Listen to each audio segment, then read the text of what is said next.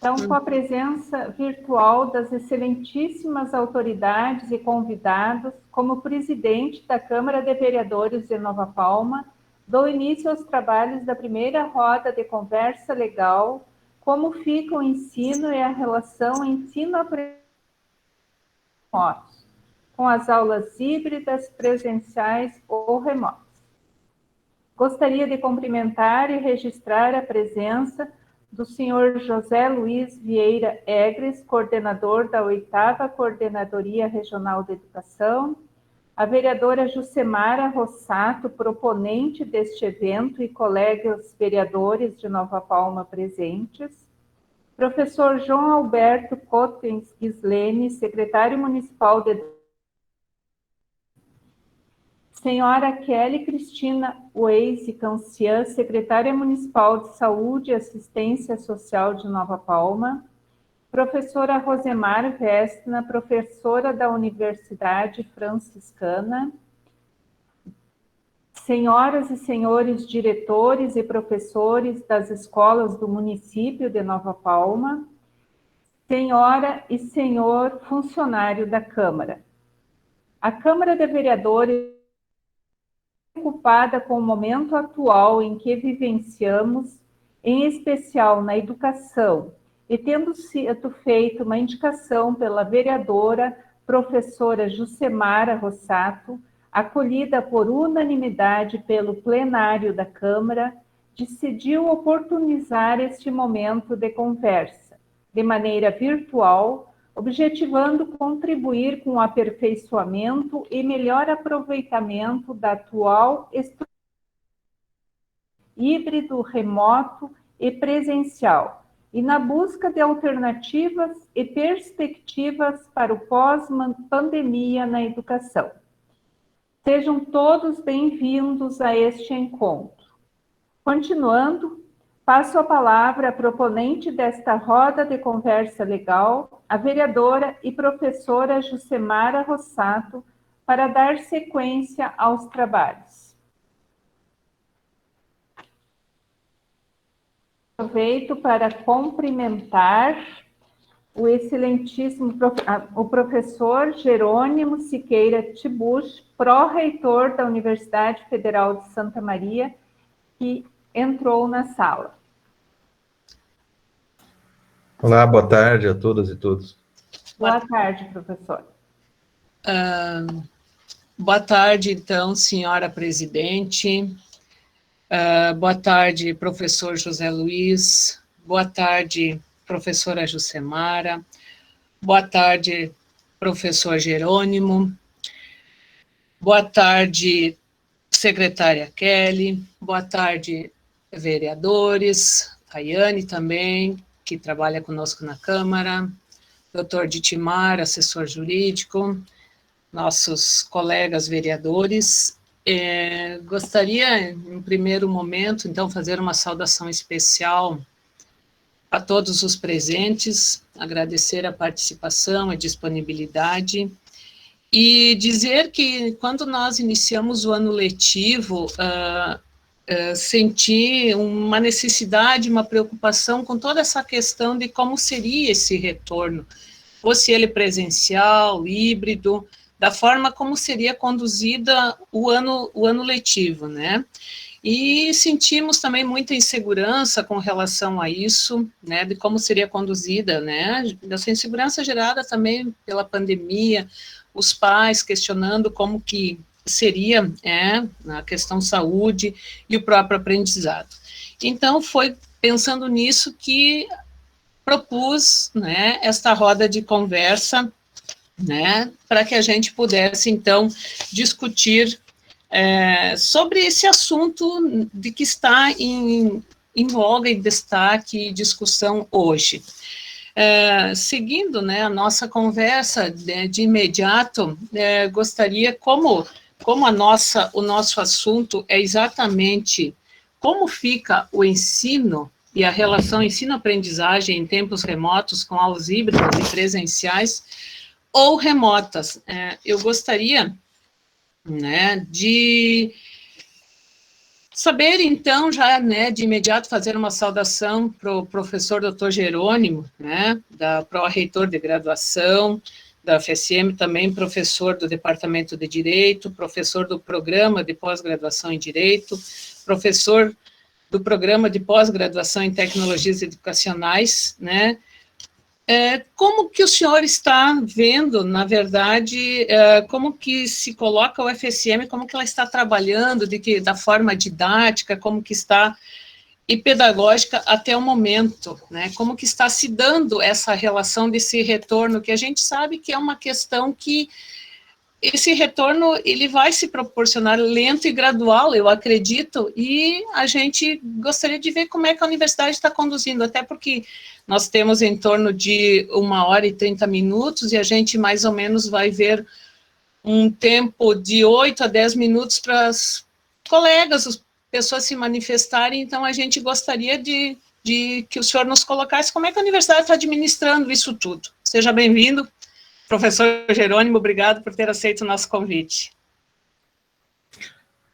Bom, gostaria então de agradecer à mesa diretora da Câmara de Vereadores de Nova Palma, agradecer o convite para participar então desse momento de diálogo, né, entre as nossas instituições, e no sentido também de trazer, de comunicar e de colocar um pouco como tem funcionado o trabalho na Universidade Federal de Santa Maria. Cumprimento também o colega José Luiz Egres, né, com o qual a gente teve reunião até alguns dias atrás, né, a gente tem uma parceria muito boa com a Coordenadoria Regional de Educação e uma conversação muito próxima, né, entre a educação superior e a educação básica, que são conectadas, né, falamos em educação como um todo. Então, dentro desse processo, a Universidade Federal de Santa Maria não parou nem 24 horas, né? Quando a pandemia foi anunciada no dia 16, né, de março, no dia 17 nós publicamos uma instrução normativa, 2 instruções normativas, dando o início do regime de exercícios domiciliares especiais. Tá? E a partir disso, esse regime de exercícios domiciliares especiais, ele foi transformado a partir da resolução 024, da Universidade Federal de Santa Maria, e também da resolução 042 de 2021.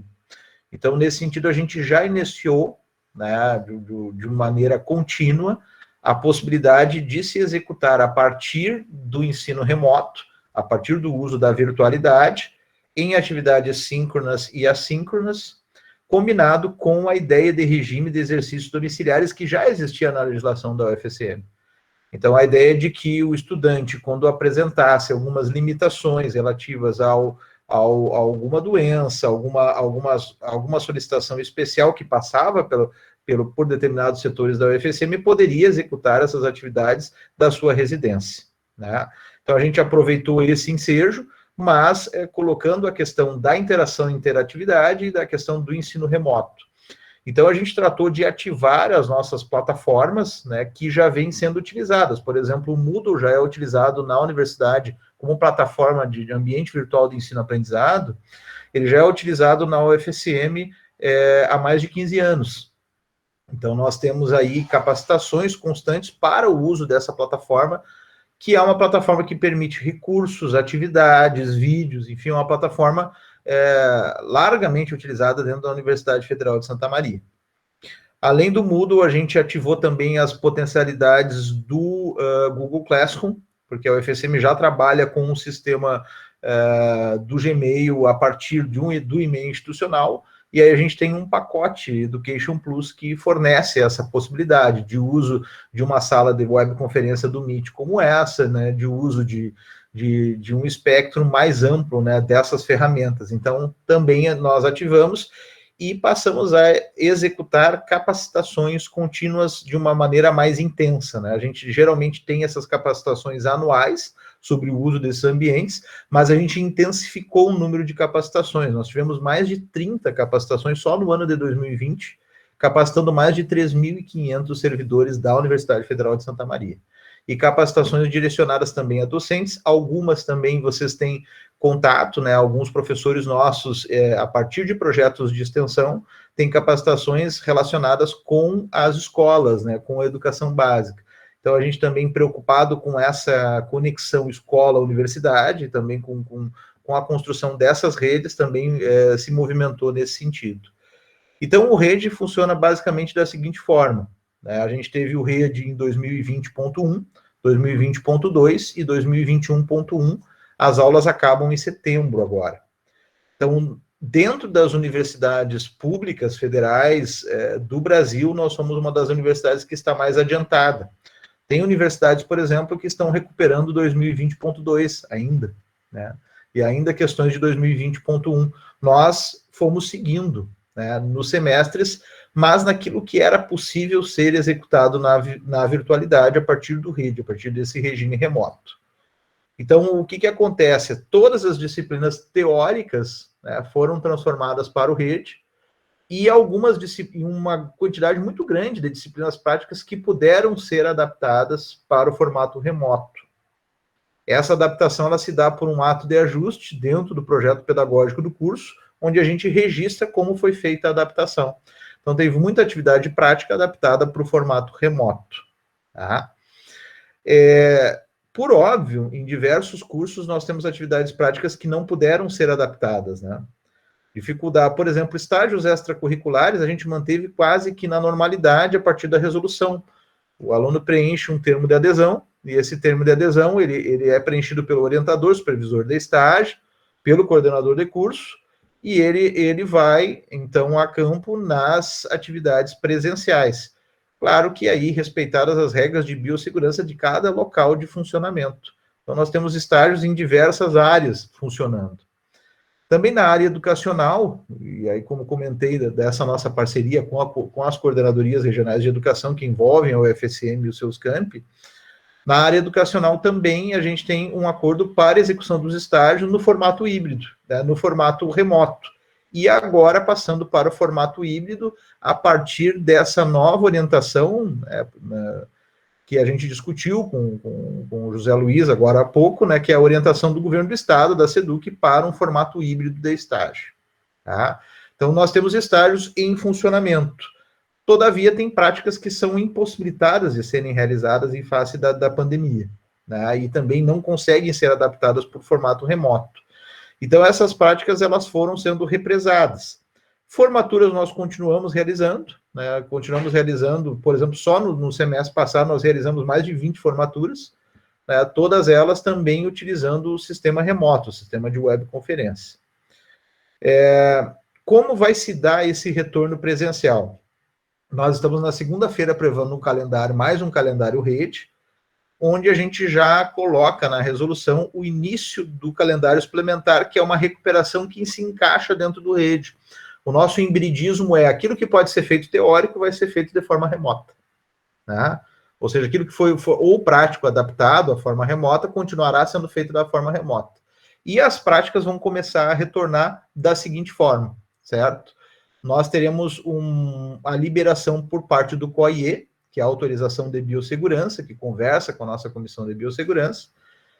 Eles autorizam unidades a funcionar. Nós já temos todo o Centro de Ciências da Saúde autorizado. Então, todos os nossos cursos da área da saúde, não só os da portaria relacionada ao Ministério da Educação.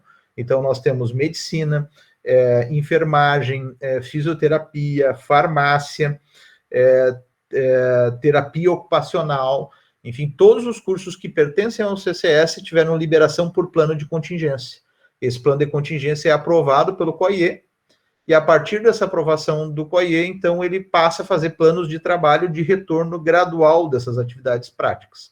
Alguns não pararam em nenhum momento, como medicina e enfermagem. Medicina e enfermagem e fisioterapia, farmácia, continuaram desenvolvendo atividades a partir dessas planificações.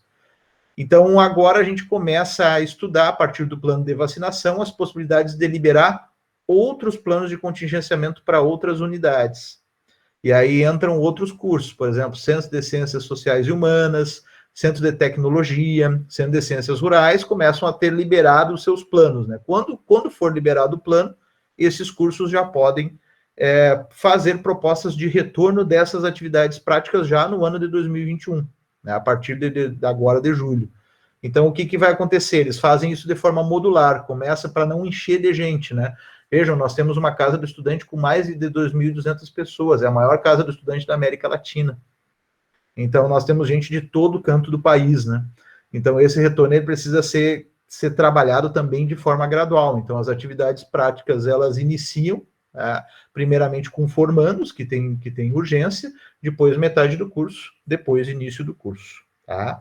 Então, essa é a planificação que vai se dar na realidade de cada curso a partir da liberação do plano de contingência da unidade. A unidade que eu digo é o centro, né, a unidade universitária que engloba diversos cursos. Né? Como eu disse, a gente já tem liberado o do Centro de Ciências da Saúde.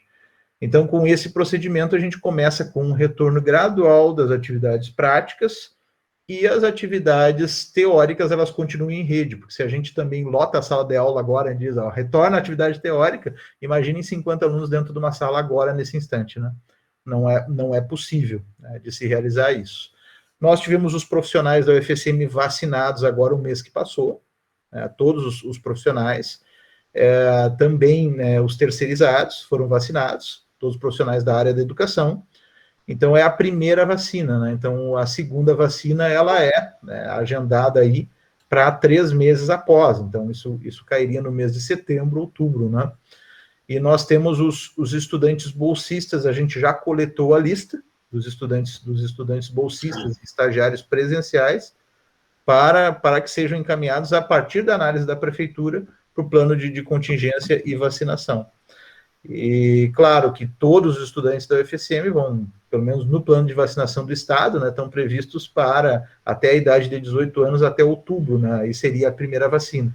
Portanto, o ano de 2021 é um ano de realidade híbrida, né, é um ano onde a gente já vai começando esse retorno, e a UFSM continua com essas suas atividades, está dentro do semestre regular, e aquilo que ficou para trás vai sendo agora recuperado pelos planos de contingenciamento. É essa a nossa realidade atual, e agora também a gente vai ter uma votação do novo calendário na segunda-feira, dentro do Conselho de Ensino, Pesquisa e Extensão.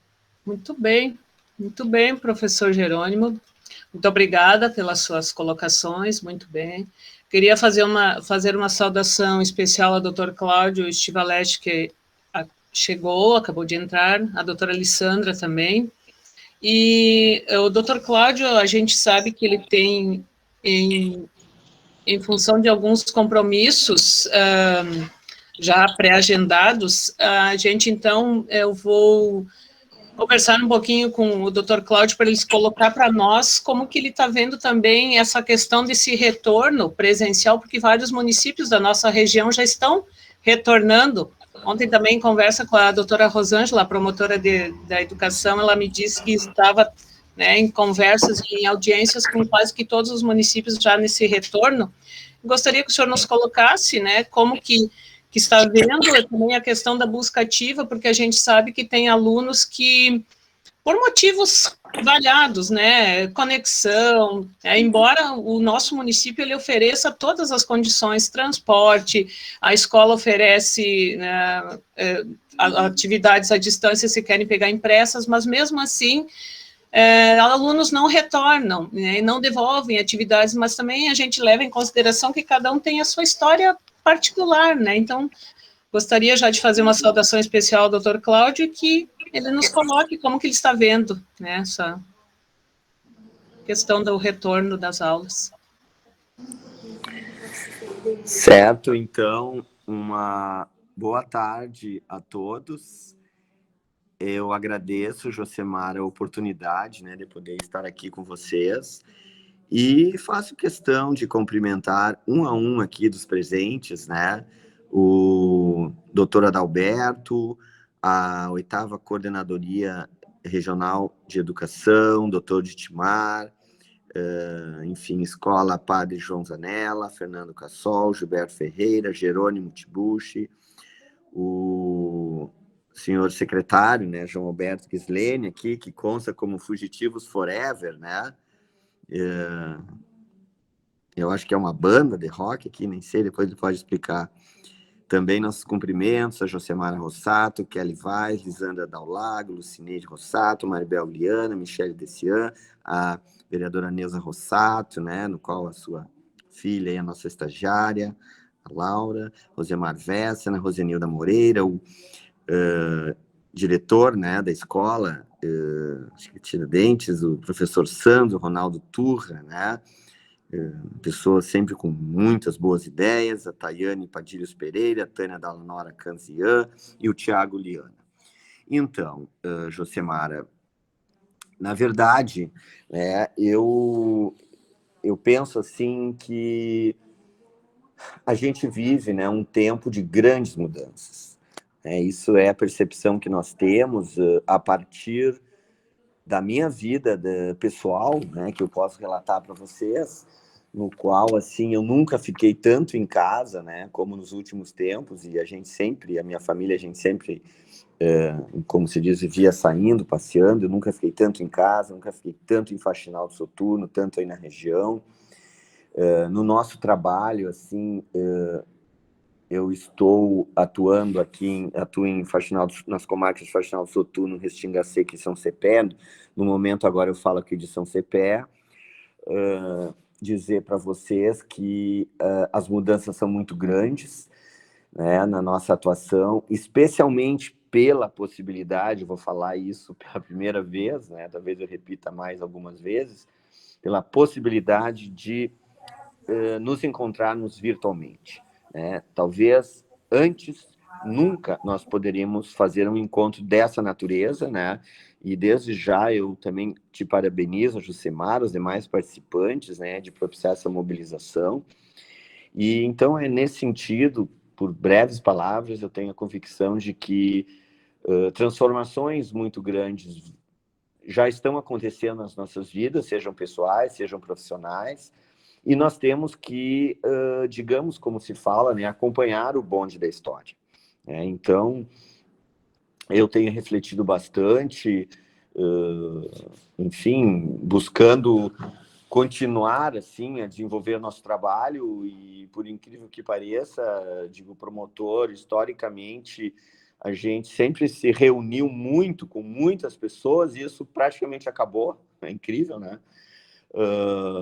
De onde está o promotor de justiça, a gente tem no mínimo, né, uma dúzia de pessoas em volta, tratando de questões, enfim, mais ou menos complexas, e hoje a gente está fazendo isso, e até o ano passado eu fiz um breve levantamento, tipo, de atendimentos por alto. A gente duplicou, triplicou nosso atendimento da forma virtual, né? Então, é importante que a gente acompanhe essas mudanças e, claro, na escola, as mudanças também ocorreram, né?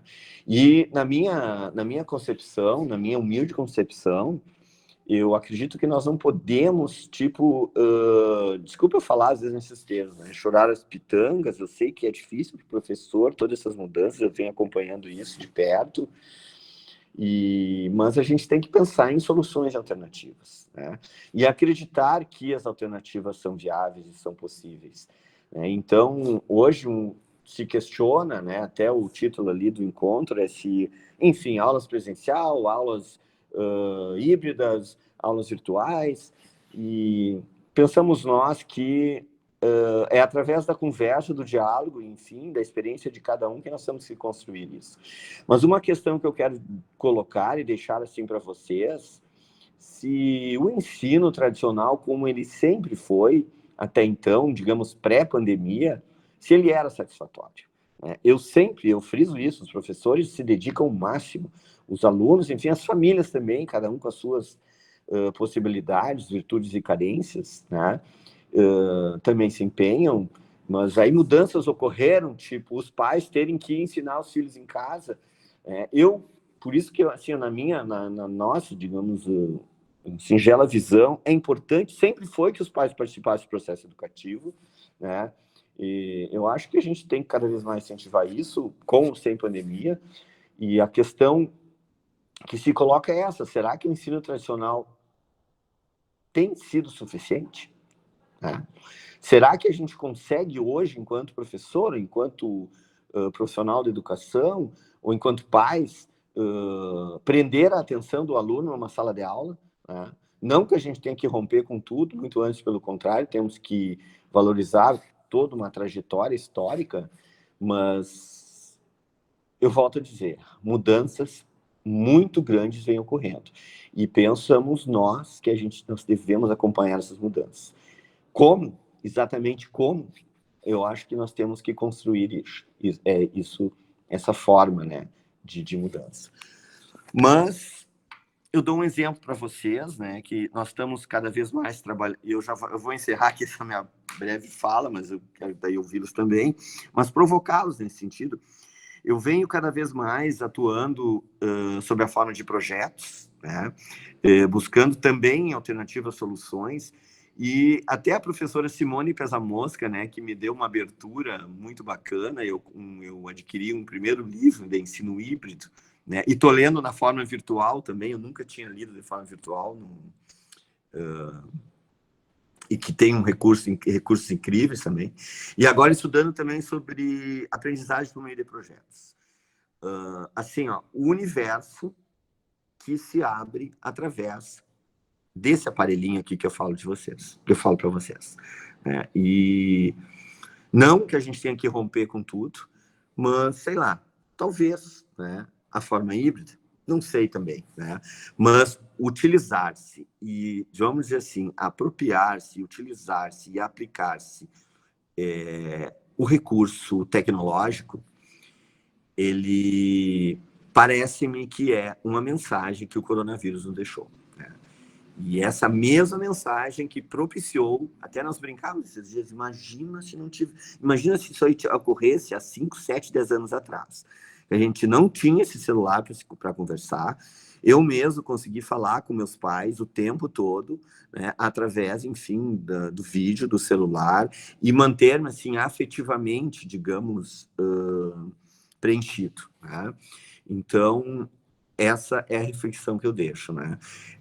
Da necessidade de mudança, de transformação, de realmente, será que o ensino tradicional ele está contento? Né? Não que a gente não vá mais abrir um livro ou escrever no quadro negro, né? Mas pensar no que a tecnologia está nos oferecendo, né? Na mensagem que o coronavírus está nos deixando e que o mundo está mudando. Né? Então, essa questão de alunos daqui a pouco não atenderem as chamadas devolutivas e tudo, é uma questão que a gente também tem me oferecido. A gente pode também conversar com os pais e tudo mais, conversar com os professores. Eu estou, assim, eu até vou dizer ansioso de poder conversar com turmas de alunos sobre a forma virtual. Até justamente a professora Simone Pesamosca, que eu estou vendo aqui na minha agenda, para segunda-feira, dia 12 de julho, uma conversa com alunos da Escola Cândida Zasso, né? Então, assim, ó, eu acho que nós temos que ingressar nesse mundo, né? Mas não esquecemos da história, não esquecemos, né, enfim, do tradicional, e conversando, construindo alternativas, né? Então, é a nossa singela afirmação, talvez sem muito estudo, mas já com uma vivência que eu venho tendo, né? E, mais uma vez, é um prazer poder estar aqui com vocês, né? Eu me sinto muito honrado de ter sido lembrado, e a gente também está à disposição para seguir o nosso trabalho. Eu só para dizer para vocês que nós estamos implantando gradativamente, são 25 projetos. Começamos com o projeto do álcool, justiça restaurativa, e bom, e a gente vai avançando. E eu fiz questão de denominar esses projetos MP Projetos Digitais, né? Porque o mundo digital está aí e a gente tem que, mais uma vez eu digo, entrar nesse bonde da história. Muito obrigado pela atenção de todos. Muito obrigada, doutor Cláudio, muito obrigada por ter acolhido o nosso convite, muito obrigada pela participação, muito obrigada. Eu vou continuar aqui acompanhando. Daqui um pouco, se quiserem, a gente pode até conversar mais um pouco, tá? Mas eu estou junto. No virtual, a gente está aqui o tempo todo, tá bom, pessoal? Tá, joia. Obrigada. Estou com vocês e estou disponível na Promotoria de Justiça, aqui nesse celular. Quem quiser falar comigo, quem quiser entrar em contato, tá? A gente está aí para ajudar, tá bom? Obrigada. Fazer uma saudação também para a Tânia, que chegou, a Rosenilda também. E nesse momento também, então, gostaria de ouvir o professor José Luiz, né, pela CRE, pela 8ª Coordenadoria. Né? Professor, seja bem-vindo.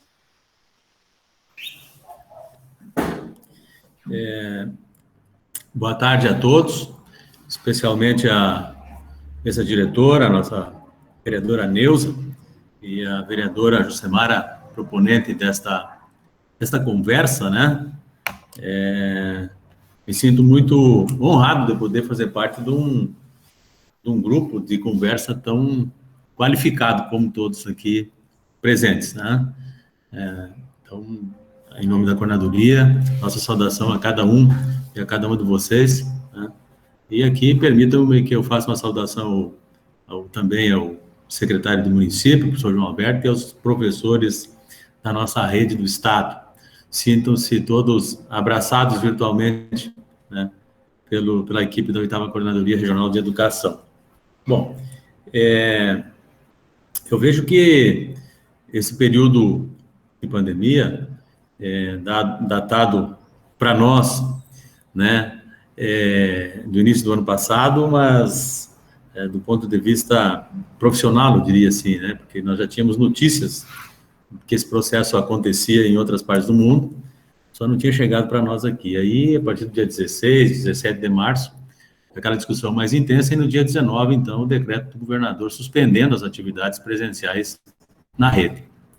Então, vejamos que, para nós que fomos acostumados ao ensino tradicional, assim como mencionou o nosso promotor, que decisão tomar naquele momento que nós não tínhamos perspectiva, até porque achávamos que era um período curto, né? Mas o que fazer? O que o gestor faz numa hora dessas para uma situação completamente desconhecida?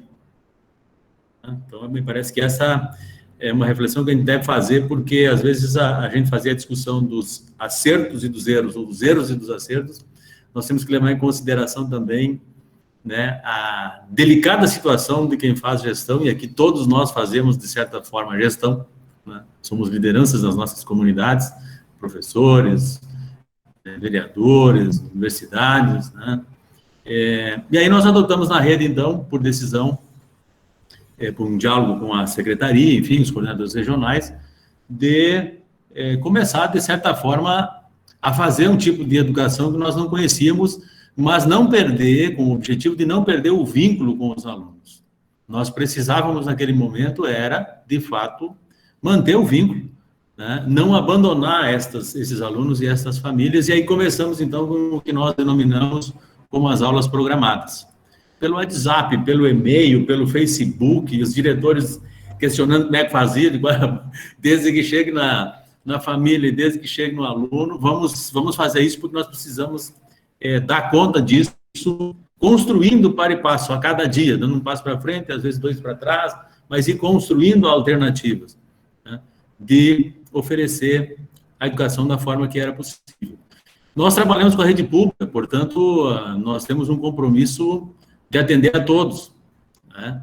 E nós sabemos que a nossa rede, nós temos alunos em muitas localidades que nós temos dificuldades do ponto de vista geográfico, né? E do ponto de vista das mais variadas questões e, inclusive, do ponto de vista de alcance de conectividade. Quando se pensava aí em melhorar a conectividade, quando nós evoluímos para um aplicativo patrocinado, né? A Assembleia Legislativa auxiliou, o Executivo, enfim. Em alguns casos funcionou, em outros não funcionou. E aí, então, nós começamos a evoluir nesse processo, nessa caminhada, chegando ao CLES 1, que nós não tínhamos na nossa rede. A nossa rede estava e vinha até, de certa forma, de maneira defasada com relação à implementação de tecnologias da educação e digitais, né, que pudessem mediar o processo. E aí tivemos um processo, de certa forma, no início, um tanto reativo do ponto de vista da rede, porque todos nós não tínhamos ainda esta habilidade, e com toda a instabilidade do momento, né, e da atenção por que passávamos na pandemia, termos que adotar, então, uma nova forma de mediar esse processo, né? Então, houve, sim, uma certa reação, que é natural, né? E nós implementamos aí o CLES 1 com o trabalho de formação do letramento digital, né? Para poder evoluir. E aí todo esse processo de incluir todo esse alunado na rede, Nós temos um contingente de alunos, de mais de 800 mil alunos matriculados na rede, só na nossa coordenadoria são 30 mil alunos. Então, vejam que esse é um processo gigantesco, né, operacional, de mexer em toda uma estrutura, inclusive das formas que nós tínhamos, dos sistemas que nós tínhamos, de acompanhamento, de registro de aulas, de notas, enfim, até mesmo do registro das questões de calendário escolar. Tudo isso teve que ser adaptado e isso tudo trouxe um momento, que eu diria, até de certa forma, de instabilidade para nós, né? Mas, enfim, nós evoluímos. A partir aí, então, da plataforma do Classroom, nós conseguimos ganhar, me parece que um norte, né, um rumo, e continuamos a partir dali, sim, oferecendo para aqueles alunos que tinham esta condição de acessar por meio do Classroom as aulas síncronas e assíncronas. Continuamos com o letramento dos professores, continuamos com assessoramento para os alunos e as famílias, e também oferecendo de forma física as atividades para que os alunos e as famílias pudessem retirar de forma escalonada essas atividades na escola, né? E agora, por último, né, nós já temos, a partir do decreto 55882 do governador do estado, a possibilidade de, onde tem condição sanitária, né, a gente fazer, então, a outra possibilidade já do presencial. Obviamente que cumprindo o protocolo do distanciamento, né? Então, algumas escolas já evoluíram, eu tenho visitado e estão recebendo praticamente quase todos os alunos matriculados, dias alternados, né? Outras, ainda a comunidade está um pouco receosa, e a família tem aí a opção de encaminhar o filho, ela faz a opção dentro dessas 3 possibilidades de presencial, de híbrido, remoto, ou de receber atividade ainda de maneira física, né? E a partir aí, dessa possibilidade de presencialidade, também da vacinação dos professores, que já tivemos a primeira dose, né, da vacina. Alguns já, que tinham alguma outra situação, já conseguiram fazer a segunda dose. A outra, me parece, fecha agora durante o mês de agosto, né? E também nós, da rede, já estamos nos preparando. Nós, todas as escolas nossas têm o plano de contingência, tem o COI já criado na escola, os planos avaliados pela 4ª Coordenadoria de Saúde e pelo COI regional, né? Nós, no ano passado, conseguimos fazer a aquisição dos insumos, e inclusive em bastante quantidade, tenho ouvido isso das escolas, que eles não tinham direito de onde guardar o material, né? Enfim, alguns EPIs, e as escolas estão, de certa forma, assim, bem preparadas para essa retomada, né, que deve ser gradual, enfim, que a gente tá fazendo este movimento, né, este exercício de retorno das atividades, né? Nós estamos, agora, nesse momento, concluímos a avaliação diagnóstica, né, de toda a rede. Tivemos um percentual significativo de alunos, mais de 520 mil alunos que estavam dentro desse grupo de em torno de 600 mil, que era previsto para participar da avaliação, porque nós não avaliamos aí, nesse momento, as escolas técnicas e curso normal, né? Então, nós avaliamos somente a outra rede. E já temos um diagnóstico, já apresentado pela Secretaria. Começamos, na terça-feira, a formação de interpretação e, enfim, desses dados com os diretores, coordenadores pedagógicos, né, já temos definido que ampliaremos a carga horária para recuperação em português e matemática, não que estas sejam mais né, do que dos outros componentes, mas é a base, que é a porta para as demais componentes curriculares, porque quem lê, escreve, interpreta e consegue fazer, né, as equações aí matemáticas, enfim, com certeza tem possibilidade de ampliar os seus horizontes nos outros componentes curriculares. Então, nós estamos nesta fase deste exercício, e um diálogo, sim, muito permanente com os municípios, com o Ministério Público. Hoje mesmo nós estamos participando de 5 audiências com os municípios, com o Ministério Público da Educação. Já participamos na data de ontem, a semana passada, e articulando também essa questão do território, que é de suma importância. Eu acho que quando as duas redes trabalham junto, até as 3 redes aqui, tratando da questão federal também, do curso superior, a gente consegue ter êxito. E nós temos uma relação do regime de colaboração, de transporte escolar, professores que são da mesma rede, que dividem o horário. Então, a gente tem procurado sempre fazer um trabalho integrado, né, com os municípios, até porque nós atendemos uma rede que é do Estado, mas é do município, né? Então, ele é do município e nós temos, então, que estarmos também em sintonia com os municípios. Sabemos, né, que esse exercício, o Ministério Público aí tem uma posição, a doutora tem dito, agora que os municípios devem abrir, pelo menos a partir do dia 2 de agosto, né, já a partir do decreto, enfim, nós temos que, para essas possibilidades também da presencialidade, mas de forma gradativa e buscando sempre trazer segurança aos alunos. A questão que eu acho que é importante colocar também, e não vou me alongar muito, é que nós temos o controle da contaminação, e nós temos tido, assim, índices muito baixos desse processo de notificação das escolas. Ontem mesmo nós não tivemos nenhum caso notificado, temos dias que passa 2, 3 dias sem ter notificação. Então, o cuidado, que agora eu acho que compreendendo melhor o processo de pandemia, que de fato é usar máscara, lugar arejado, lavar as mãos, né? E quando tirar a máscara, não levar a mão ao rosto, porque daí não adianta usar a máscara. Tendo esses cuidados, nós conseguimos minimizar. Contágio interno nas escolas, nós tivemos notificação de 2 casos e 1 caso na CRE. E cerca aí de 30 e poucos, 40 professores que foram contaminados e um pouco menos do que isso de alunos. E os outros todos, a contaminação se deu fora da escola para dentro, ela não ocorreu na escola. Então, nós temos uma possibilidade de ambiente, agora ganhando essa nova perspectiva a partir de agosto, de um ambiente seguro para começar a fazer esse exercício de retorno. É isso que a gente pensa em nível de secretaria.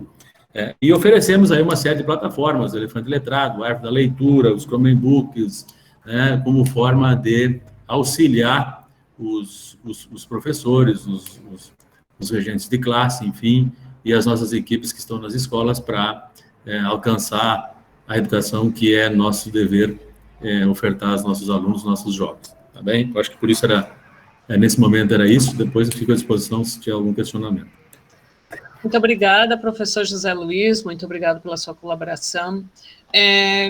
Passando agora para a esfera, vamos ouvir a doutora professora Rosemar Vess na rede privada. Como é que está acontecendo, professora Rosemar, a questão da didática, a questão da pedagogia que está sendo usada para se estabelecer esse retorno presencial e também a forma como que a UFN está trabalhando, a Universidade Franciscana está trabalhando essa questão. Boa tarde, bem-vinda, professora.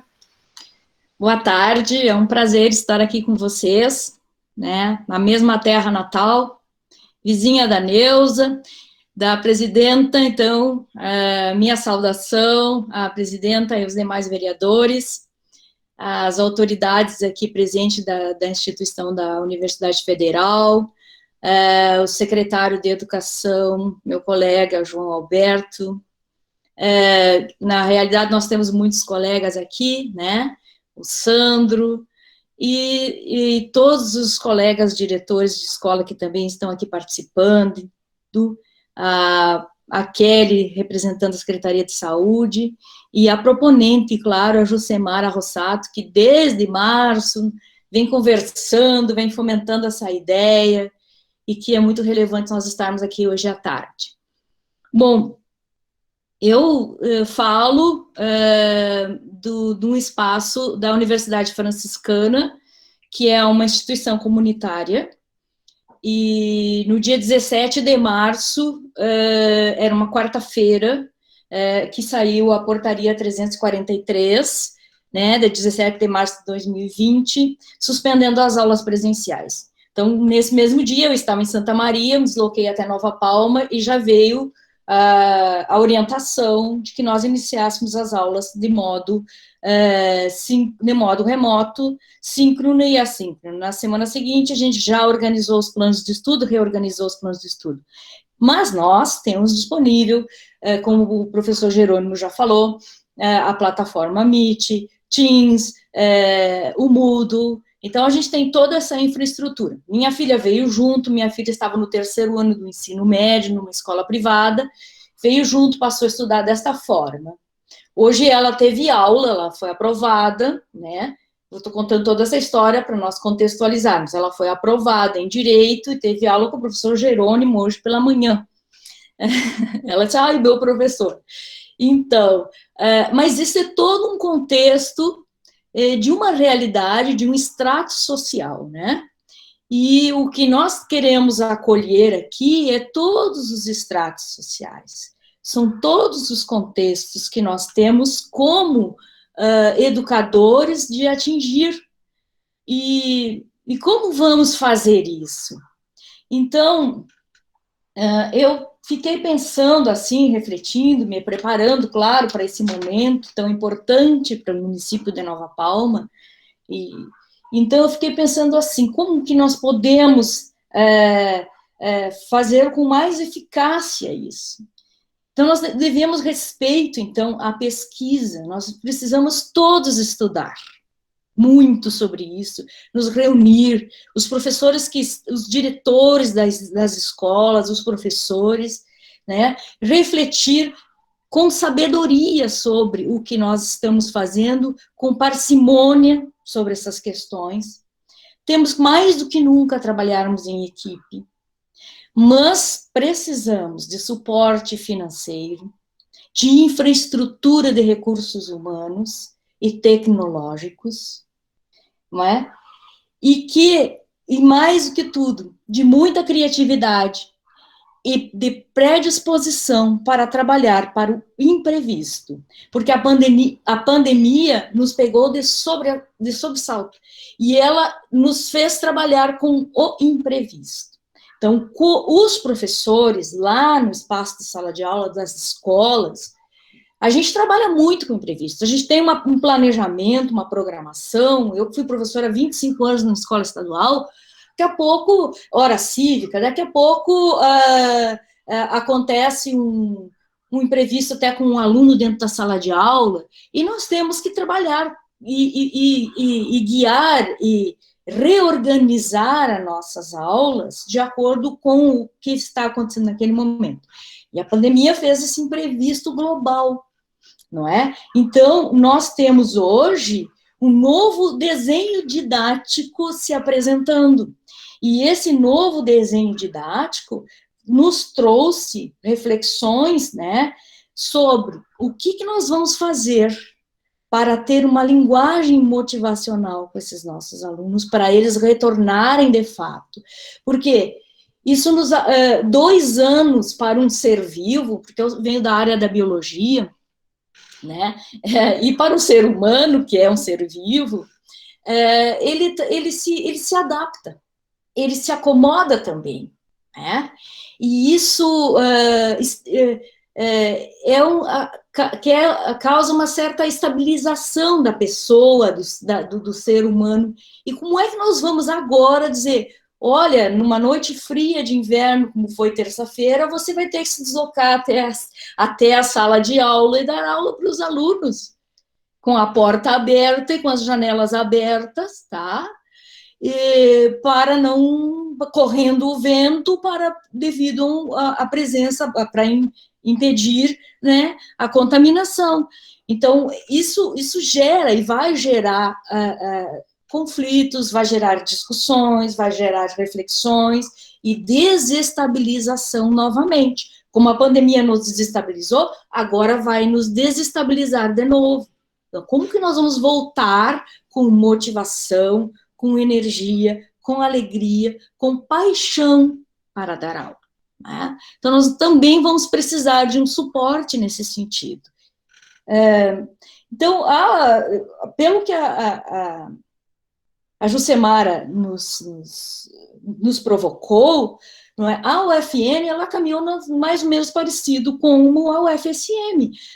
Nós temos alunos bem favorecidos, né, que têm infraestrutura tecnológica, como também temos alunos que tivemos que bater na porta para entregar os trabalhos, para eles, tá?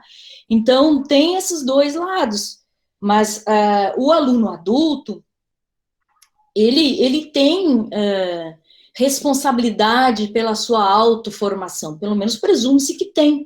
Ele tem responsabilidade com a sua autoaprendizagem. Mas uma criança de 8 anos, de 7 anos, que não aprendeu as letras, ou que não conhece, não se alfabetizou, como é que ela vai se autoformar, autoaprendizar? Como é que um adolescente de 9 anos, ele vai dizer assim, fico ou não fico com a câmera aberta? Ah, mas a pessoa não está me vendo. Entrego ou não entrego o trabalho, ou manda alguém fazer o trabalho para mim, quem vai saber? Eu vou mandar fazer o trabalho, ou não fico com a câmera aberta. Então, isso vai fazer com que esse aluno, faça uma reflexão dos seus valores, dessas questões éticas, da questão moral, e isso, às vezes, é muito para uma criança e um adolescente. Né? Então, é muita responsabilidade. Né? Então, eu falo assim, de dentro da minha casa com a minha filha, mas também tem a pessoa que trabalha aqui na minha casa, que a criança tem 8 anos, tem algum probleminha intelectual, e que não se alfabetizou e não quer estudar, e está com dificuldade de voltar para a escola, por mais que a escola esteja à disposição. E aí? O que nós vamos fazer? Né? Então, esses contrastes é o que nós temos que nos apegar agora, porque não foi tudo negativo essa questão da pandemia. E isso que o Dr. Cláudio Stivallet nos traz, dessa nova, que a escola não vai ser outra. O aluno, só para exemplificar, o filho de uma manicure disse o seguinte: o que eu preciso, a escola não pode me dar. Porque eu estou no 9º ano, eu não quero mais estudar. Mas como assim não quer mais estudar? Não, eu não quero mais, porque eu quero investir em tecnologia, eu arrumei um emprego, um trabalho com tecnologia, e eu vou aprender inglês e outras línguas para lidar com essas tecnologias. E a escola não me oferece isso, e eu quero outras coisas para a minha vida. E eu fiquei assim, tocada, assim, o guri está decidindo isso, e não é que ele não quer aprender, ele quer aprender, só que a escola não corresponde mais àquilo que ele quer aprender, né? Então isso faz a gente refletir, mas que escola é essa, né? Como que nós vamos gerir e gestar essa nossa escola, essa nova modalidade de escola. Isso é um grande desafio para a sociedade. Mas eu acho assim que como educadores, pesquisadores, a gente também gosta muito de desafio, gosta muito dessas questões. Eu acho que eu tenho uma palavra para finalizar, uma frase que eu tenho na minha mente, que é de Louis Pasteur. Louis Pasteur, ele viveu entre 1822 a 1895. Ele fez a prevenção, trabalhou com prevenção, doenças, microbiologia, inclusive a vacina da raiva, foi ele que idealizou. E ele trabalhou, claro, que leva em homenagem a ele, a técnica de pasteurização. Então, Louis Pasteur diz o seguinte: o acaso favorece as mentes mais bem preparadas. Então, nós precisamos nos preparar e estar constantemente nos preparando. Muito obrigada. Seria essa a minha fala. Muito obrigada, professora Rosemar, muito obrigada. Gostaria do secretário, né, meu nobre colega, professor João Alberto, né, colocasse para a gente sabe que o município oferece todas as condições, ofereceu, né, está oferecendo para esse retorno, o transporte, todas as condições necessárias para que esse retorno seja, né, de melhor, né, bem melhor vindo. Então, gostaria que o senhor nos colocasse como que o município está trabalhando também com relação a isso, como que está vendo esse retorno, né, se está tendo maiores dificuldades de acesso dos alunos, procura por ajuda de internet, como é que está se vendo isso no município? Bem, a sua palavra, professor. Boa tarde a todos. No momento que eu cumprimento a minha colega e a vereadora Josemara, proponente desse nosso encontro, eu quero externar um carinhoso abraço a todos vocês, né? Quero abraçar a nossa presidente da Câmara de Vereadores, dona Neuza Rossato, que gentilmente nos intimou a participar dessa conversa. Meu amigo José Luiz, vou aproveitar um pouquinho da sua fala aqui agora no meu pensamento, e nós estamos vivendo um fato totalmente novo e desafiador. Bem dizia a professora Rosemar que mentes preparadas têm mais chance de passar por cima desses obstáculos, dessas novidades que um vírus nos apresenta. E para isso temos que estudar não só as questões de protocolos, mas principalmente o que está acontecendo com as nossas crianças. E eu falo em criança por causa das nossas escolas, das reações. Nós tivemos, aqui em Nova Palma, já estamos agora há 2 meses com o ensino híbrido, e é bastante, eu não diria interessante, mas é bastante desafiador a gente ver o que as crianças, né, não sei se é reflexo dos seus pais ou das suas famílias, o que as crianças estão nos apresentando nas escolas. Então, por exemplo, nas nossas escolas, as 2 maiores escolas aqui do município, na cidade, né, que é a EMEA Aquarela e a Cândido Azaço, nós chegamos a um ponto, né, de termos, assim, até 60% a mais da clientela na escola. Com todos aqueles cuidados dos protocolos, né, os COE envolvidos nessa situação toda, né, as direções das escolas, o pessoal, os serventes, os motoristas do transporte, todos vacinados com a primeira e uns já com a segunda dose, e um cuidado absoluto. E o que me chama a atenção nesse momento, e aí entra a questões que essa pandemia causou no que diz respeito à questão financeira das famílias, a subsistência, a alimentação.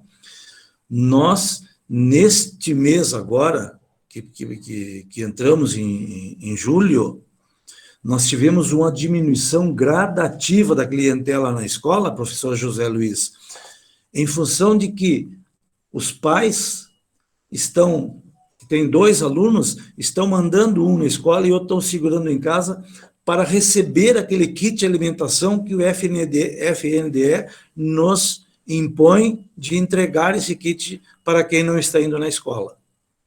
Então, quem não vai na escola, a gente leva a merenda para esse aluno na casa. Só que como ele é um kit bastante substancial, deste kit não é só o aluno que come.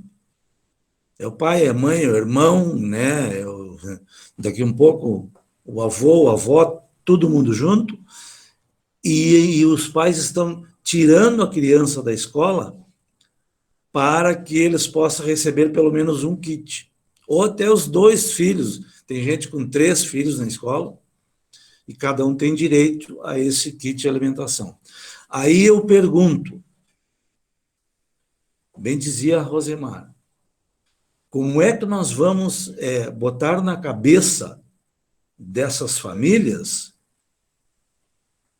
que a educação tem que ser lá na família, vem de casa, esta tem que ser, com licença, muito obrigado, né, respeito à hierarquia, né, e na escola nós vamos ensinar matemática, português, geografia, conhecimentos gerais, mas como é que nós vamos colocar na cabeça dos pais que este filho, que eles estão se segurando em casa, além de não ter a educação que deveria ter, Normalmente não tem, eles jogam a criança lá na escola como quem joga um pacote, e o professor que abre e se vira para ver o que tem dentro, né? Além de não receber essa educação familiar, não está recebendo também na escola, em função de que eles precisam do alimento, não só para essa criança que receberia a merenda lá na escola. Eles estão segurando essa criança em casa para poder ter essa alimentação, porque eles estão sem emprego, eles estão sem... tem gente que tem dificuldade realmente para levar o sustento para dentro de casa. Aí, então, fica uma questão bastante delicada, né? Então, não é só o problema do vírus de prever a contaminação, até porque em Nova Palma nós estamos tomara que eu não esteja falando em verdade, mas eu acho que nós estamos há 4 dias sem nenhum caso, entendeu? Então, ou talvez com um caso, mas eu acho que é sem nenhum, e com apenas uma pessoa hospitalada. O certo era não ter ninguém no hospital. Mas então, Nova Palma realmente conseguiu, através da vacinação e dos cuidados, e eu quero cumprimentar a secretária Kelly pelo trabalho brilhante que ela veio fazendo à frente da Secretaria da Saúde, e isso é o que nos está oportunizando poder dizer isso, praticamente zerando os casos, né, em Nova Palma, mas mesmo assim, os pais estão segurando os alunos e, entre aspas, dizendo isso, estamos com medo da Covid. E daí, que tem uma clientela, por exemplo, que tinha que ter hoje de manhã 73 alunos e tinha 11.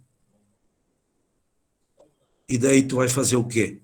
Aí tu tem um ônibus de transporte escolar que sai do Caimborá, a 40 quilômetros, né, 30 e poucos quilômetros da sede do município, e ele sai do Caimborá e vem para trazer 2 alunos, todos os dias. Quer dizer, é um absurdo que esta pandemia está nos mostrando algumas coisas, mas está nos jogando para um entendimento que eu acho que é totalmente errado em relação à educação. Porque a educação escolar é na escola. Não adianta, por mais que o professor se empenhe, se esmere, e nós tenhamos colocado a internet disponível, mais ou menos boa, em todas as nossas escolas, né? Porque aqui a internet em Nova Palma não dá para dizer que é boa. A internet aqui, às vezes, é mais ou menos. Então, mesmo assim, e a gente colocando todas essas condições técnicas e tecnológicas à disposição das nossas escolas e dos nossos alunos, o ensino presencial é uma coisa e o ensino remoto é outra. Não tem como contestar essa situação. Mas, frigindo todos os acontecimentos, eu diria que esse aprendizado que nós estamos enfrentando, que a pandemia está nos impondo, e eu espero que termine logo ali na frente, mas eu acho que se logo ali na frente, vai bem na frente ainda, nos deixa um legado, principalmente de doação humana, que nós estamos aprendendo a nos doar mais.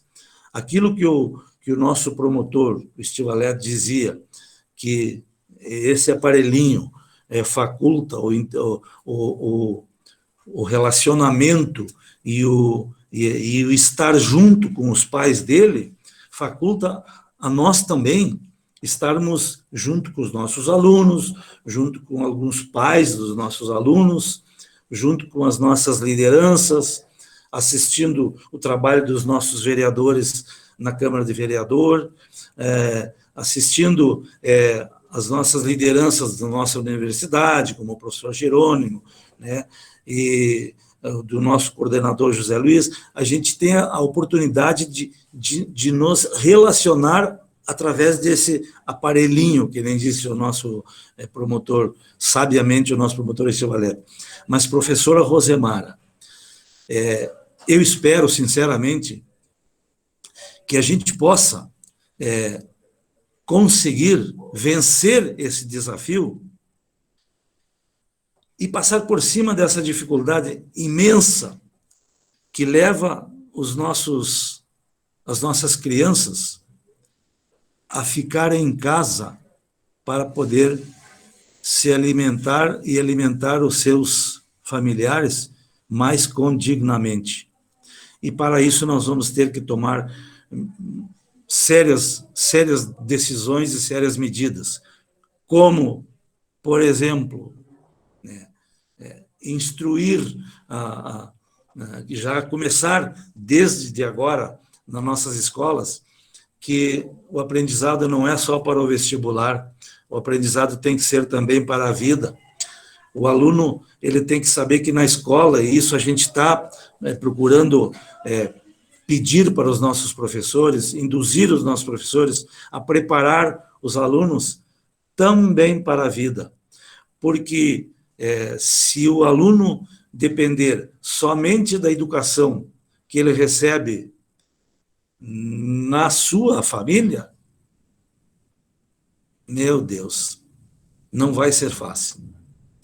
Porque, inclusive, o respeito à hierarquia familiar, e, evidentemente, também a hierarquia escolar, é muito aquém do que a gente poderia esperar de uma grande maioria. E quando eu digo uma grande maioria, realmente é uma coisa que me magoa muito dizer isso, mas é verdade, né? Então, que nós possamos, nas nossas escolas, conseguir transmitir para os alunos e tentar dar um norte para ele, porque o pós-pandemia vem aí. E este aluno que ficou em casa, que não aprendeu o suficiente e não vai aprender o suficiente, ele vai ter uma séria dificuldade, porque hoje em dia, se tu quiser trabalhar na Campal, tu vai ter que fazer um concurso. Se tu quiser trabalhar em qualquer uma firma dessas aqui de Nova Palma, por exemplo, falando no nosso município, tu vai ser avaliado. Vai ter uma pessoa que você vai estar sendo avaliado por uma pessoa e você vai, dentro das suas respostas, dentro do teu conhecimento, e esse conhecimento, por isso que eu digo preparar para a vida, esse conhecimento é que vai te dar uma oportunidade de trabalho, de emprego e de estar melhor na tua vida, ou não. Concluído, eu fico muito contente, professora Rosemara, com a sua iniciativa, fico orgulhoso, inclusive, de ver as pessoas com as quais a gente se relaciona a todo momento aqui, especialmente a minha sempre colega Rosemar, os colegas vereadores, estão vendo aqui, doutor Adalberto, doutor Paulinho Liana, e o meu ex-aluno, e hoje diretor da nossa Escola Tiradentes, o professor Sandro. Também fui tua ex-aluna, tá, Beto? Fosse minha aluna, não devia ter dizido isso, porque aí o pessoal vai ver, pô, esse cara tem mais de 70. Mas, e fosse uma boa aluna. Eu tenho gratas lembranças do tempo que eu tive a honra de ser professor de ti, do Sandro e de tantos outros colegas que estão aqui conosco. Então, assim, que nós possamos, nosso amigo Zé Luiz e a nossa presidente Neuza, que nós possamos continuar, porque eu acho que é extremamente importante que se nós precisamos ser mais humanos, porque essa relação que nós temos com os nossos semelhantes em função da pandemia, eu tenho observado nas pessoas com as quais eu me relaciono que tem melhorado esse nosso relacionamento. Nós estamos com medo de nos abraçar, mas nós estamos preocupados em que os nossos semelhantes tenham o alimento na mesa, que no frio eles tenham o que vestir, que não falte ao nosso vizinho, né? Mesmo que nós não possamos dar um abraço para ele, que não falte para ele a impressão e a certeza de que nós estamos ali, que se for preciso, nós estamos ali. E nós, como professores, como lideranças que somos, professora Lucineide, nós podemos fazer isso em frente ao nosso aluno, tentando fazer com que ele venha mais para a escola, porque é só na escola que ele consegue. A Lucineide, a clientela dela, lá na escola dela, é muito boa, é bem elevada, né, Lucineide? Né? Nós temos do Caimborá quase 100%. Na Vila Cruz também, e eu sei que o professor Sandro na Tiradentes também tem uma clientela bem elevada. O grande problema nosso está sendo na Cândida Zaço e na EMEI Aquarela, mas estamos tentando algumas alternativas para fazer com que esses alunos venham para a sala de aula, inclusive uma das opções, coordenador Zé Luiz, não sei se a justiça não vai nos atrapalhar. A nossa ideia é, no próximo mês, dizer: aqui está a merenda do teu filho que não foi à escola, e o mês que vem, se ele não for à escola, não vão receber. Então, vamos ver o que vai acontecer. Foi uma grande honra, professora Josemar. Muito obrigado a todos e um bom final de tarde a todos vocês. Obrigado. Muito obrigada, professor Beto. Muito obrigada pela contribuição. Gostaria de conversar um pouquinho com a nossa secretária da Saúde, a Kelly. Kelly, bem-vinda, e nos falar um pouquinho como é que a secretaria administrou a questão dos protocolos, a questão do transporte com relação aos alunos, né, essas vindas, né, como o professor também falou. Eu tenho isso presencial em sala de aula, né, tem alunos, em turmas que eu tenho 1, 2 alunos, dependendo das linhas de onde eles partem, realmente, né, então, aí a gente se pergunta, desperdício, o que vale, o que não vale, né, mas tudo vale, né, a educação em primeiro lugar sempre, né. Então, gostaria que tu nos colocasse como que a secretaria, né, está vendo, está trabalhando. Parabenizá-la mais uma vez, segunda-feira esteve conosco na Câmara, pelas ações que vem fazendo e desenvolvendo na secretaria, graças a Deus, né, a gente está bem mais tranquilo agora, né, um pouco do medo passou, mas estamos ainda na ativa, né, em ação ainda, né. Bem-vinda, secretária.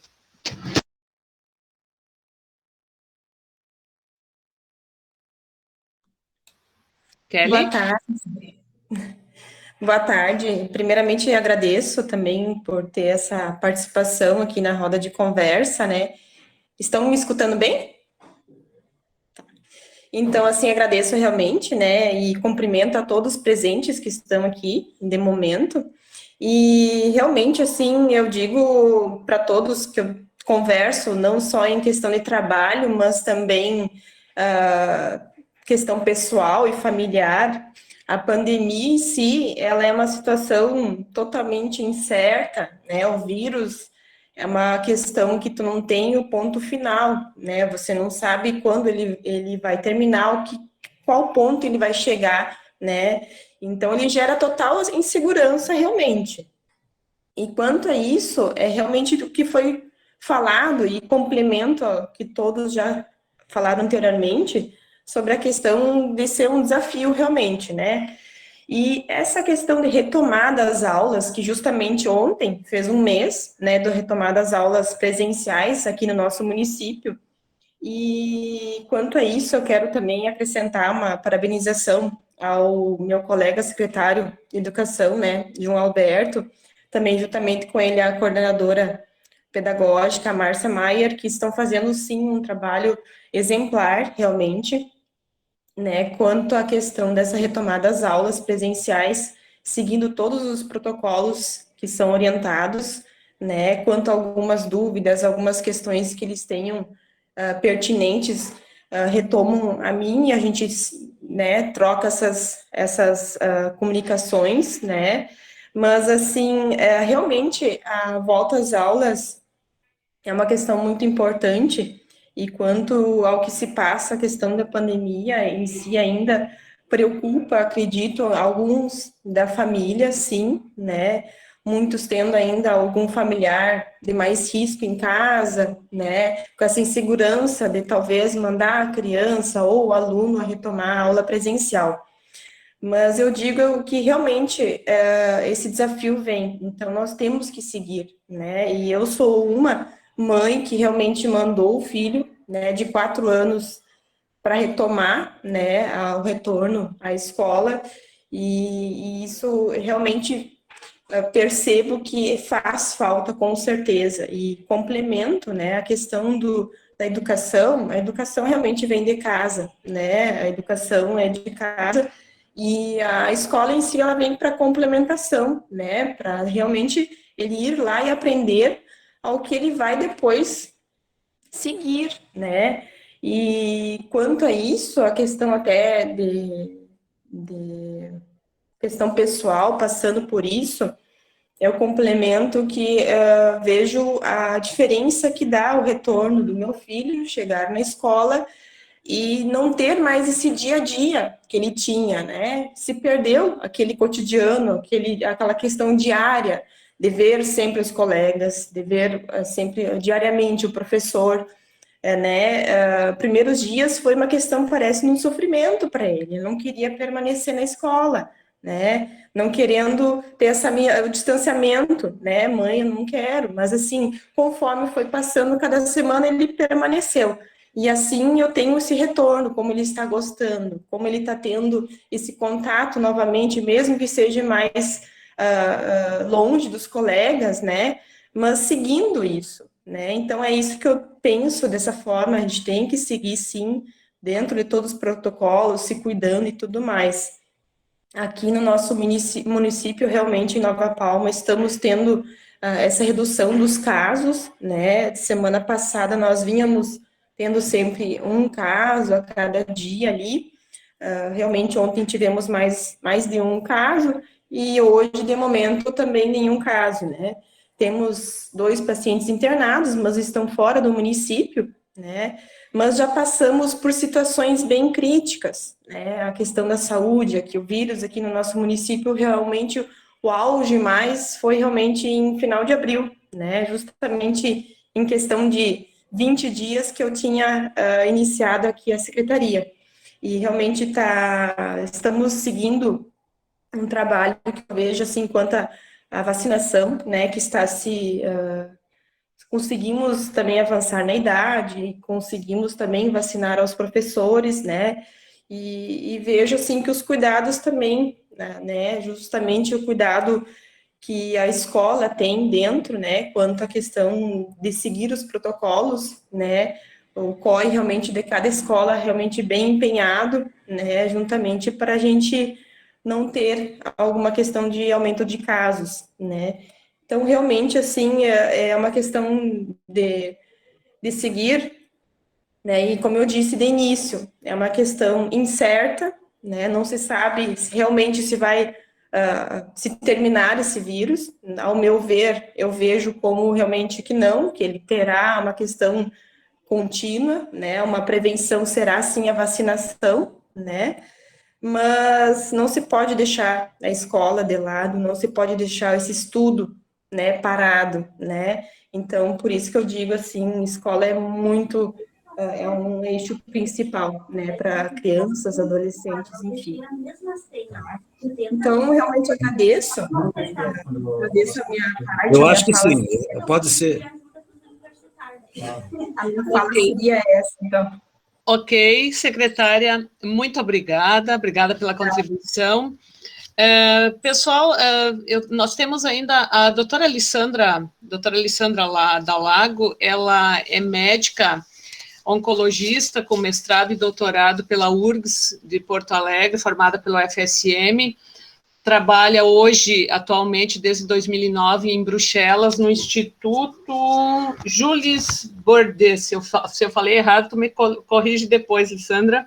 Na área de oncogeriatria, com interesse especial no câncer de mama. E ela tem uma menininha, a Louise, que estuda lá, e eu convidei a doutora Alessandra para nos contar como que se deu a pandemia na Europa, especificamente na Bélgica, lá onde ela também trabalha, e para ela nos falar como que foi esse retorno, como que está sendo administrada a educação lá, né, para a gente ter uma visão além Brasil, além Rio Grande do Sul, para a gente ter um parâmetro, né, um comparativo. Bem-vinda, doutora, e também dizer assim, pessoal, a gente está com o tempo, a gente havia marcado, só mais um segundinho, Lissandra, a gente havia marcado até às 17h30, mas assim, ó, se alguém fica aberto, depois que a doutora Lissandra nos falar algumas, né, colocações a respeito, se a gente quiser também, se alguém tem compromisso e precisar sair, ok, mas também está aberto a questionamentos, a perguntas entre a gente aqui. Bem-vinda, doutora, seja bem-vinda ao Brasil. Obrigada, Joyce, obrigada. Obrigada, Samara. Bom, não sei se eu vou contribuir muito, mas vou passar um pouco a experiência talvez como médica, como mãe, né, de uma menina de 7 anos, e tendo vivido a situação da pandemia, trabalhando dentro de um hospital público, né, aqui em Bruxelas. Então, eu trabalho no hospital de oncologia, e no início da pandemia, bom, estávamos todos aqui perdidos, né, os países não estavam preparados, a Bélgica teve toda a questão da notícia que teve o maior número de casos de mortes da Europa e tudo mais, então isso criou um pânico muito grande, isso porque eles colocaram muitos casos de casas de idosos que eram casos suspeitos, como casos de Covid, que na verdade nunca se confirmou, né, então era normal que a estatística fosse mais pessimista em termos de dados. Então, assim, a mobilização foi muito grande, todos entraram em pânico, né? A questão do governo decidiu, no início, parar completamente as aulas no mês de março, quando os casos de morte aumentaram muito. Nós, nos hospitais, tivemos que dividir as equipes em 2 equipes, uma equipe para cuidar de pacientes com Covid, uma equipe para cuidar de pacientes não Covid, né? Mesmo dentro dos centros de câncer.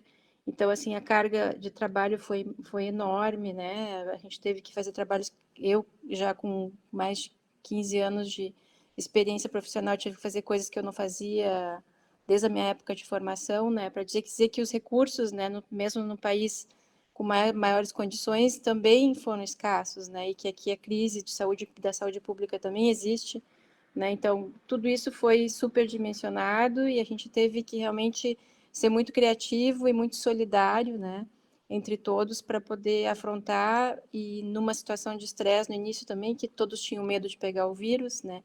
Ninguém sabia muito como se proteger, a gente não sabia como isso ia evoluir. Então, assim, foi uma tensão muito grande. Então, assim, lidar com a atenção, né, dos colegas, os pacientes que não queriam mais vir ao hospital porque tinham medo do vírus, foi bem complicado. Então, eu digo assim, os 3 primeiros meses foi bem complicado, depois começou o cansaço, né, físico. Eu, na questão com a minha filha, né, pelo fato de eu viver com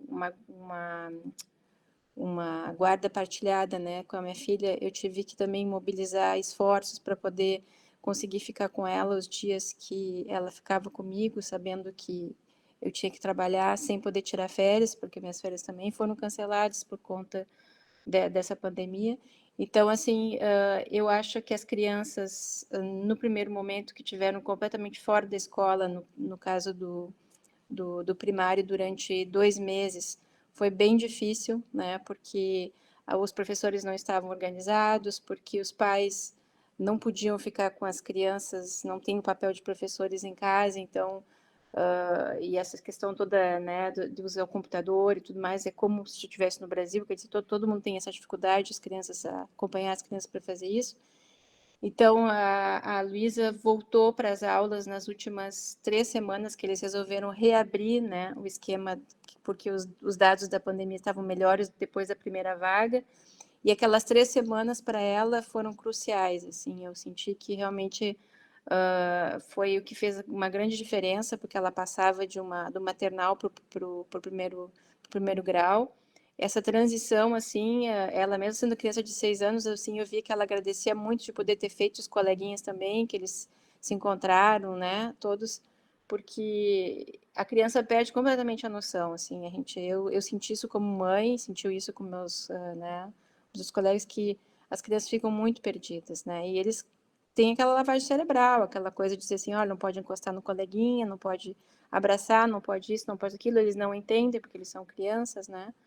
Então, eu acho, assim, que foi, em termos de ensino, foi um desastre, os primeiros meses, assim, que ela ficou em casa, né, acho que ela realmente não conseguiu aproveitar muito, sim, foi férias, né, umas férias, mas ela, como é pequena, não sente tanto como as crianças maiores. E eu acho que, em termos de produtividade, porque daí teve toda a questão de voltar, e aqui as férias do verão são julho e agosto, né, então ela teve as férias de julho e agosto, e quando eles reiniciaram em setembro, nós estávamos vivendo já o fenômeno da segunda vaga. Então, quando eles fizeram a segunda retomada, o governo decidiu não suspender as aulas do ensino primário, que nós achamos, retrospectivamente, concordamos que foi a melhor coisa a ser feita, porque, no final, as crianças só tiveram algumas restrições em termos, assim, de, por exemplo, aqui a escola é integral, geralmente, né, as maiores partes das escolas são integrais, não tinham refeições na escola, tinham que levar, os pais não podiam entrar dentro da escola, tinham todas as medidas, enfim, medidas mínimas, né, de proteção, mas as crianças continuaram indo na escola, e eu acho que isso foi realmente uma grande diferença, porque se eu comparar antes e depois as duas situações que a Luísa viveu, e mesmo em relação a mim, né, que tive confinada e que tive que fazer isolamento, porque aqui teve que se respeitar a questão do isolamento social, foi muito mais fácil para ela do que para mim, de levar, porque ela teve uma vida praticamente normal com criança e com atividade social.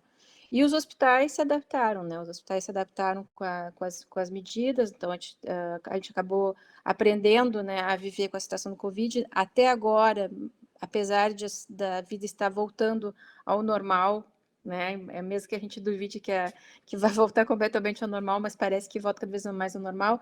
As nossas atividades não são normalizadas, os serviços ainda são mobilizados nos hospitais, muitas pessoas deslocadas das suas funções. Eu trabalho em oncogeriatria, que é uma área assistência ao idoso, onde a gente dá muita prioridade à questão da avaliação do idoso, se trata, se não trata, como trata. Tem muitas coisas que a gente tem que deixar de lado, que a gente não pode fazer, porque não é prioridade ainda. Então, eu acho, assim, que realmente demora, né? Apesar, 75% da população está vacinada, tem muita, a gente chama aqui hesitação vacinal, tem muita gente que não quer se vacinar, né? Apesar da vacina estar disponível, então isso é um grande problema. Agora se fala na questão de vacinar as crianças entre 12 e 15 anos, não, provavelmente as crianças também né, vão ser convidadas a ser vacinadas.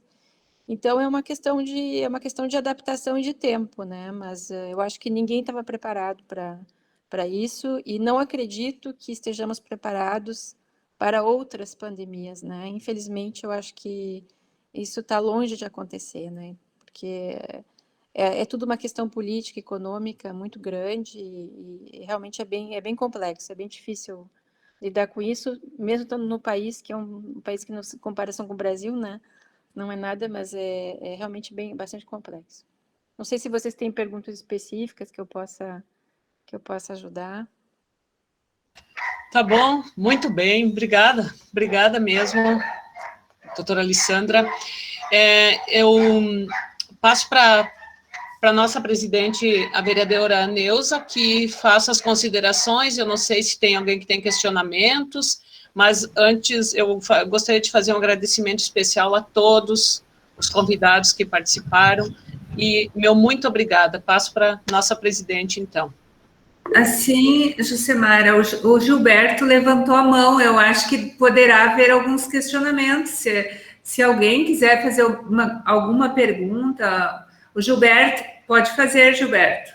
Bom, eu quero parabenizar a todos, né, e uma brilhante iniciativa da Câmara de Vereadores de Nova Palma, juntamente com a vereadora Neuza e com a vereadora Jucemara e os demais vereadores que estão presentes. E, bom, a gente conversa, e eu quero dizer aos que estão de fora participando, que eu estou participando aqui para dar uma ampla publicidade para este evento, um evento que está participando aí cerca de 22 pessoas aqui nessa sala, mas que ele vai ser amplamente divulgado pelos veículos de comunicação aqui da Quarta Colônia, que é o Jornal Cidades do Vale, com circulação amanhã, e também na Rádio São Roque a gente vai estar falando amanhã de manhã sobre esse encontro maravilhoso, para com que eventos tipo esse que está acontecendo hoje à tarde, ele se torne mais frequente, né, para debater a educação, não somente de Nova Palma, mas a nível regional. Sabe as palavras da doutora e sabe as palavras do professor Beto também. E aí, juntando esses dois assuntos, do professor Beto e da doutora, eu quero questionar ao diretor da 8ª CRE sobre a participação dos pais no meio escolar, porque a doutora falou, né, que ela tem uma filha pequena e necessita muito da atenção dela na educação. Vou exemplificar rapidamente, porque ontem eu estive em Santa Maria, fui visitar um cunhado lá e também ele tem uma filha adolescente, e ela está tendo aula remota, aula online, mas os pais trabalham praticamente o dia inteiro, e ela foi questionada quando a mãe chegou em casa como é que tinha sido a aula. Ela mais ficou mexendo no celular, fazendo TikTok do que no computador, acompanhando a aula. Então, como é que você tem visto a nível regional? A gente já conversa muito com os secretários de educação aqui da Quarta Colônia em entrevistas e pergunta e questiona, mas a nível regional, como fica a participação dos pais neste momento remoto na educação dos filhos? É um questionamento ao diretor da 8ª CRE, por gentileza. Muito bem, obrigado, Gilberto, pelo questionamento, né? Como eu havia colocado anteriormente, nós trabalhamos com uma rede muito complexa, porque somos a escola pública, atendemos a todos os níveis e categorias, em os mais variados locais, né, desse estado e da nossa região. De fato, essa possibilidade do modelo híbrido, que é o que nós encontramos, e aqui me parece que é consenso dentre os colegas de profissão, e mesmo os que não sejam da profissão, mas nesse debate importante aqui, que o modelo híbrido foi a alternativa adequada e acertada, mesmo que a gente saiba que algumas questões que nós colocamos, e ele por si só não se sustenta, ele precisa sim da presencialidade, por isso híbrido, e também da questão remota para alcançar nesses momentos que a pandemia se acentua, enfim. Então, nós temos essa convicção. E, de fato, nesse modelo, a participação da família, ela é de fundamental importância, né? A vigilância da família com relação à participação dos alunos, dos jovens, às aulas remotas. Nós temos a possibilidade dessa aula remota ser síncrona ou assíncrona, né? Então, quando ela é síncrona e que o professor está ali com o aluno, a gente nota que até a presença ela se torna um pouco mais significativa, mas isso não significa que o aluno não se disperse, né, em outras atividades paralelas, porque ele está num outro ambiente, às vezes em casa, sem a vigilância do professor presencialmente, e muitas vezes sem a vigilância da família, e este modelo de educação precisa de uma disciplina e de uma concentração bem maior do que as outras formas de método de ensino. É certo que é necessário, nós informamos e pedimos sempre que as escolas façam o contato com as famílias, que mantenham as famílias informadas, que expliquem as formas que nós estamos conseguindo fazer esse processo, né? E que é muito importante a participação da família nesse processo. Mas nós sabemos que, em alguns casos, né, a família trabalha, a família não tem o tempo de estar disponível, às vezes, no momento em que o aluno está acessando esta aula, e nós temos, sim, algumas questões que podem dispersar o aluno e que ele não tenha a aprendizagem devida, né? Por isso mesmo é que nós estamos fazendo todo este esforço junto com os municípios, né, de fazer com que o modelo híbrido se conclua, né, porque até o presente momento nós tínhamos uma situação, tem municípios que nós já estamos com a possibilidade de presencialidade, que temos o transporte escolar, que estamos neste exercício de retorno, e outros que ainda não estamos para o início do mês de agosto. Porque é necessário que o aluno, pelo menos, tenha parte desta carga horária que ele deve ter na escola, na presença do professor, para evitar distorções, talvez, como essa que o senhor nos relata aqui. Então, de fato, esse modelo traz algumas questões dessa natureza aí, que é necessário que a família seja mais vigilante. Certo? Alguém mais quer fazer algum questionamento aí? Então, eu agradeço a presença de todos, de coração a todos. Agradeço a vereadora Jussemara, a professora Jussemara, pela iniciativa de trazer essa ideia para a Câmara. E agradeço de coração, como eu disse, muito obrigada a todos que ficaram até esse momento. Eu sei que às vezes todos têm compromissos, e declaramos encerrado esse evento. Obrigada a todos.